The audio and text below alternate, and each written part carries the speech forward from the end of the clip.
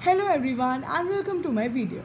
Well, today's topic is not about any article, but today we are going to discuss about the topic which belongs to an uncodified law and is part of the common law. Well, today's topic is trespass to person and trespass to land. So let's get started with our today's topic.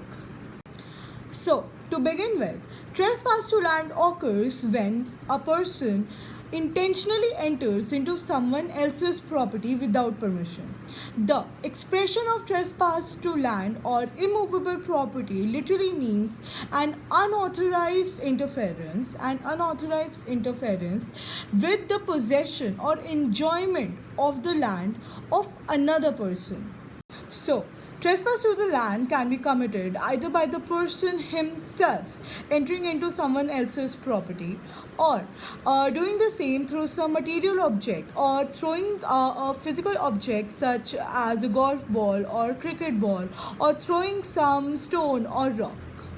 So, to define trespass to land in proper legal terms, it is an unwarranted entry upon the land of another or an immediate or direct act of interference with the possession of the land.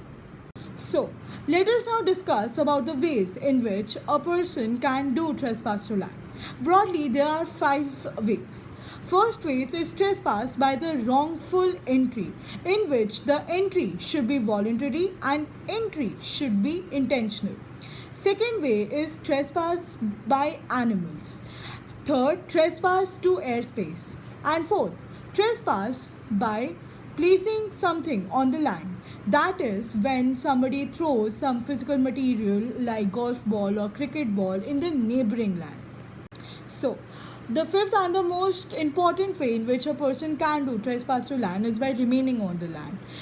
Which means that if a person is legally entering into someone else's property and the time arrives that he has to leave, but he chooses not to leave and he remains on the land even if he has to leave.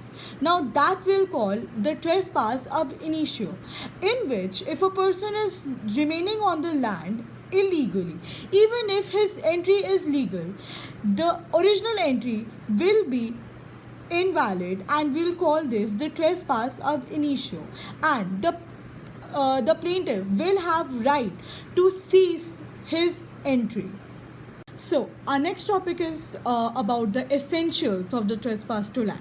Well, these essentials should be proved by the plaintiff when he or she is filing a suit. These essentials are: first, the unauthorized entry; second, the direct interference; and third, the proof of damage. So, let us now discuss about the defenses that are there in trespass to land.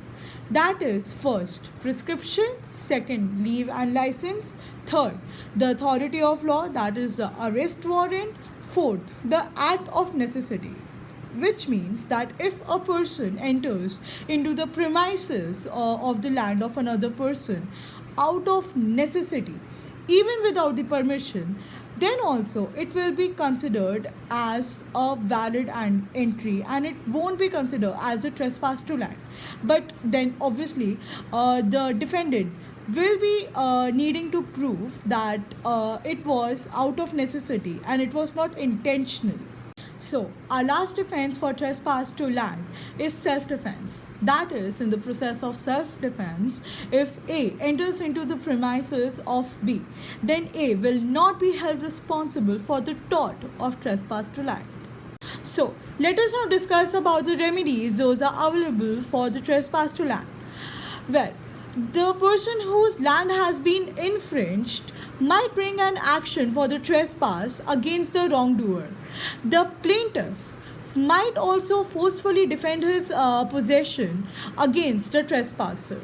Therefore, the remedies that are available for the trespass to land can be broadly divided into 2 parts. First, the extrajudicial remedies, and second, the judicial remedies. So, let us now discuss about the extrajudicial remedies. These are the remedies which are available outside the court, or we can say when there is no need to file a suit, or the situation in which we don't need a case. Remedies such as right to enter or the expulsion of the trespasser or distress damage feasance or also the action for men's profits. These all are included under the extrajudicial remedies. So, now the second part is the judicial remedies. Well, for these remedies, the plaintiff has to file a suit.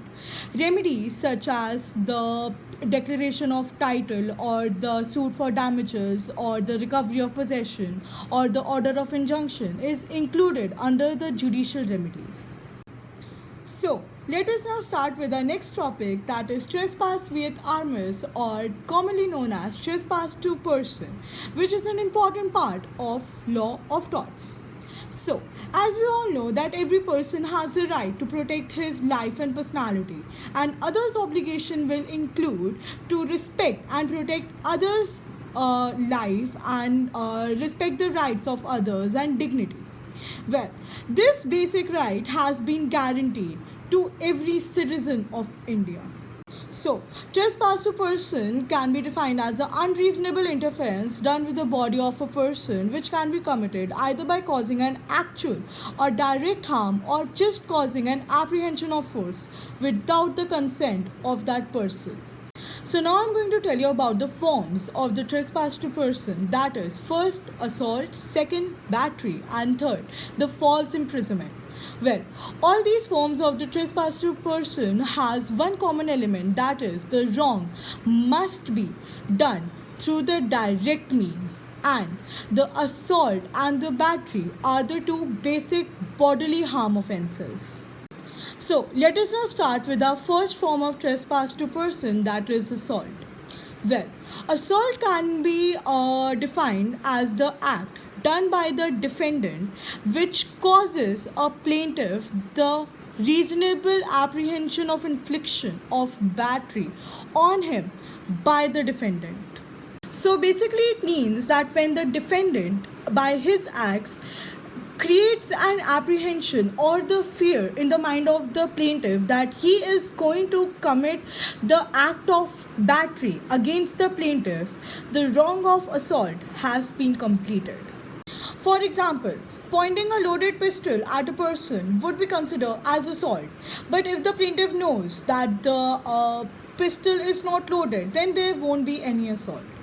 Interesting fact is that assault is not only recognized under the law of torts, but it is also recognized under the criminal law, that is the section 351 of the Indian Penal Code.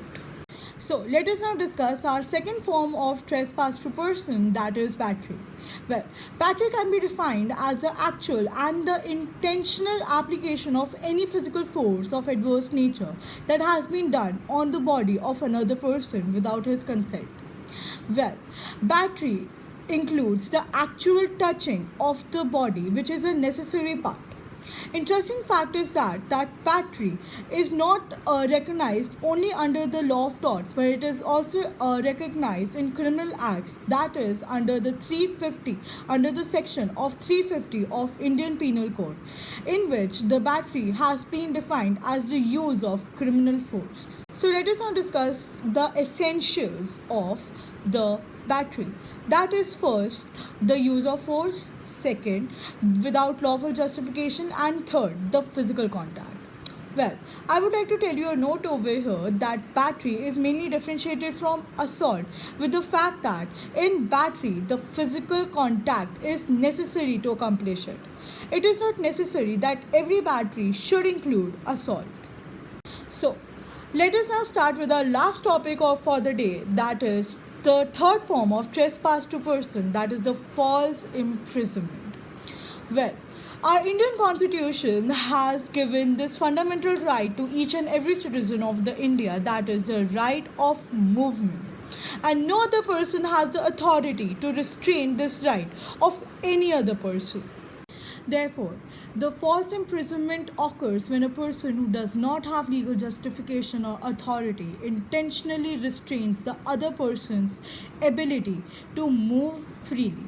This can be also called the unlawful imprisonment according to the first degree. Therefore, any person who intentionally restrains the other person's freedom of movement without his consent will be liable for the false imprisonment, which, by the way, is included in both criminal and civil wrong. Here is an interesting fact that the maxim volunti non fit injuria basically applies to the case of false imprisonment, and also that the restraint done by the defendant should be voluntary. So let us now discuss about the essential elements of the false imprisonment. That is, first, the total confinement, and second, the confinement should be without the lawful justification. So guys, here we come to the end of our topic and our video. I really hope that you liked my video.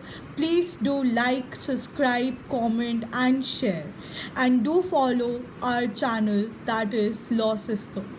Thank you. Do have a nice day.